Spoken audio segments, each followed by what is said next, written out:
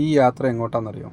പണ്ട് നമ്മുടെ നന്ദനം സിനിമയിലെ നവി ചേച്ചി പറഞ്ഞില്ലായിരുന്നു, ഞാനേ കണ്ടുള്ളൂ, ഞാൻ മാത്രമേ കണ്ടുള്ളൂ. അതെ, ആ കൃഷ്ണനെ കാണാൻ വേണ്ടിയിട്ട് ഗുരുവായൂരേക്ക് പോവുകയാണ് ഞങ്ങൾ. പോകുന്ന വഴി ഒരു ഉച്ചയായപ്പോഴാണ് ഇവിടുന്ന് ഇറങ്ങിയത്. നന്നായി വിശക്കാൻ തുടങ്ങിയായിരുന്നു. എന്നാൽ പിന്നെ ഭക്ഷണം കഴിച്ചിട്ട് അങ്ങോട്ട് തുടങ്ങിയേക്കാമെന്ന് വിചാരിച്ചു. നേരെ അടയാർ ആനന്ദഭവൻ കണ്ടു.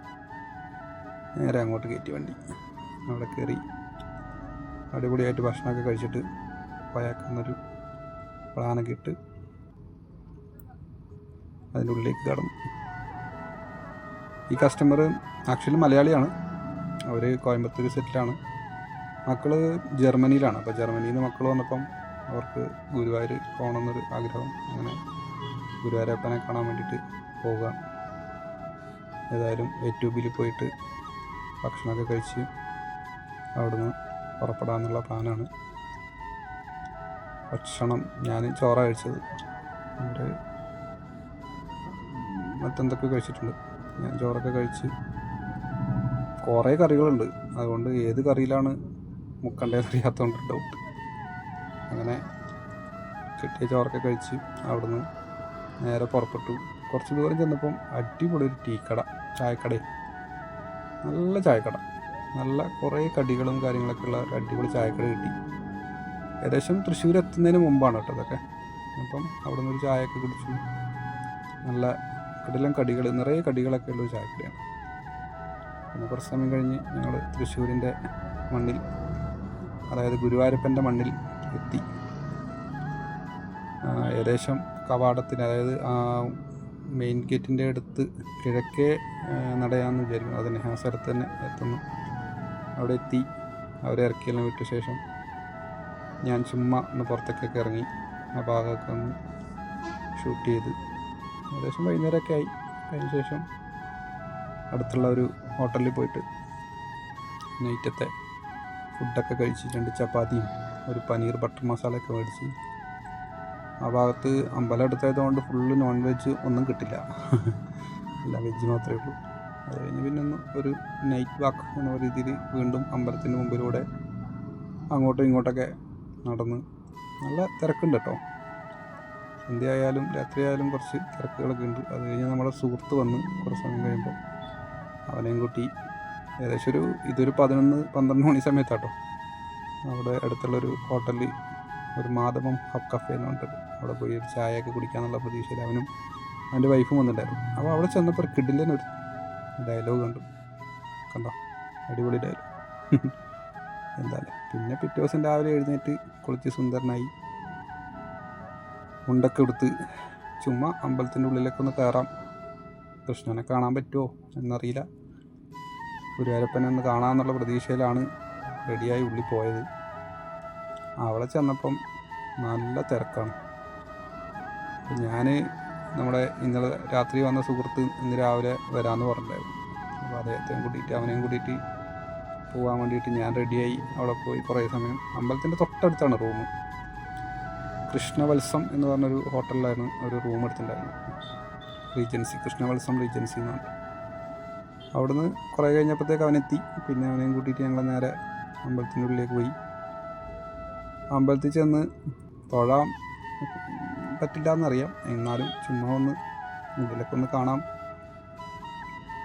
എന്നൊക്കെയുള്ള പ്രതീക്ഷയിലാണ് ചെന്നത്. ഇവിടെയൊക്കെ കുറച്ച് തിരക്ക് കുറവാണ്. കുളത്തിൻ്റെ അടുത്ത് കുറച്ച് പേര് അവിടെ കുളിക്കുന്നൊക്കെ ഉണ്ടായിരുന്നു. അതെല്ലാം കഴിഞ്ഞ് ഞങ്ങൾ നേരെ അമ്പലത്തിലേക്ക് പോയിട്ട് തിരക്കില്ലെങ്കിൽ ഉള്ളിൽ കയറാം എന്നുള്ള പ്രതീക്ഷയിലാണ് പോയത്. പക്ഷേ ഞങ്ങളുടെ പ്രതീക്ഷകളൊക്കെ തെറ്റി. ചുമ്മാ അവിടെ വരെ പോയി എന്ന് മാത്രമേ ഉള്ളൂ. ഉള്ളിൽ കയറിയപ്പോൾ കണ്ട കാഴ്ച ഭയങ്കര തിരക്കാണ്, ഒരു രക്ഷയില്ല. ക്യൂ എന്നെല്ലാം പറഞ്ഞാൽ അത്രയ്ക്കുണ്ട്. പിന്നെ ഏതായാലും കുറച്ച് സമയം അങ്ങോട്ടും ഇങ്ങോട്ടും നടന്ന് അത് കഴിഞ്ഞ് അവിടെ നിന്ന് നേരെ പുറത്തേക്ക് ഇറങ്ങി. എൻ്റെ മുമ്പിൽ നിന്നൊരു ഫോട്ടോയൊക്കെ എടുത്ത് ഞാൻ അവനൊരു സെൽഫിയൊക്കെ എടുത്ത് പിന്നെ വീണ്ടും രാവിലത്തെ ബ്രേക്ക്ഫാസ്റ്റ് കഴിക്കാൻ വേണ്ടിയിട്ട് ചായക്കട തേടിയുള്ളൊരു പോക്കായിരുന്നു. പിന്നെ പുറത്തേക്ക് ഇറങ്ങി. ഞങ്ങൾ ഇടിയപ്പവും പിന്നെ മുട്ടക്കറിയും കടലക്കറിയൊക്കെ വാങ്ങിച്ച് കഴിച്ച് അവിടുന്ന് പിന്നെ അവൻ ജോലിക്ക് പോയി. ഞാൻ പിന്നെ വീണ്ടും അമ്പലത്തിൻ്റെ മുമ്പിലേക്ക് പോയിട്ട് വീണ്ടും അമ്പലത്തിൻ്റെ കുറച്ച് ഭാഗങ്ങളൊക്കെ വീണ്ടും കണ്ട് അവിടുത്തെ തിരക്കുകളും ആ ഭാഗത്തൂടെ അങ്ങോട്ടും ഇങ്ങോട്ടൊക്കെ കുറച്ച് സമയം നടന്ന് അവിടെയുള്ള കടകളൊക്കെ കയറി ചുമ്മാ രസം. പിന്നെ ഇങ്ങനെ നടക്കുമ്പോഴത്തേക്ക് ആ തെരുവിൽ ഇഷ്ടം പോലെ കടകൾ, എന്തോരം കടകളാണ്, അതും പല പല സാധനങ്ങൾ, വെറൈറ്റി ആയിട്ടുള്ള കുറേ സാധനങ്ങളൊക്കെ ഉണ്ടാവും. അപ്പോൾ അതൊക്കെ ഇങ്ങനെ നോക്കി എല്ലാം കഴിഞ്ഞ് നേരെ അവിടുന്ന് തിരിച്ച് റൂമിലേക്ക് പോയിക്കൊണ്ടിരിക്കുന്ന സമയത്ത് ശരി ഒരു ജ്യൂസ് കുടിക്കാം എന്നുള്ള പ്രതീക്ഷയിൽ നേരെ ചെന്നു.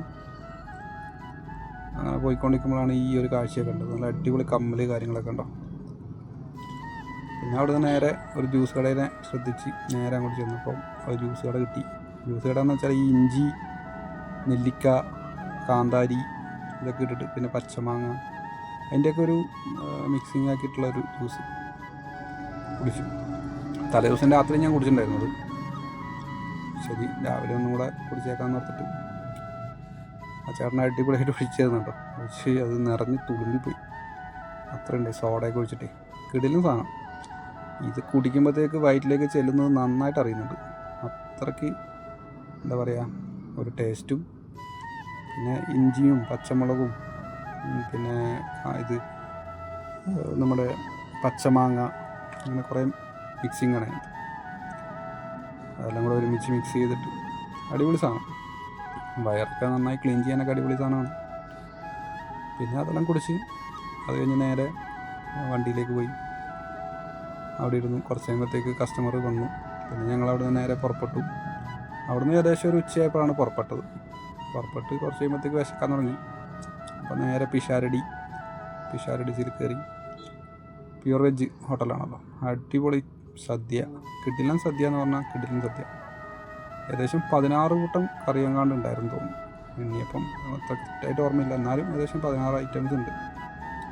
എല്ലാം ഒന്നിനൊന്നിന് മെച്ചമായിട്ടുള്ള സാമ്പാറൊക്കെ കിടിലൻ തന്നെയായിരുന്നു. സാമ്പാർ, രസം, അതുപോലെ അവരുടെ അവിയൽ, പുളിശ്ശേരി എല്ലാം കിടിലൻ. ഇഞ്ചിപ്പുളി വേറെ ലെവൽ, നല്ല ടേസ്റ്റുള്ള ഫുഡ്.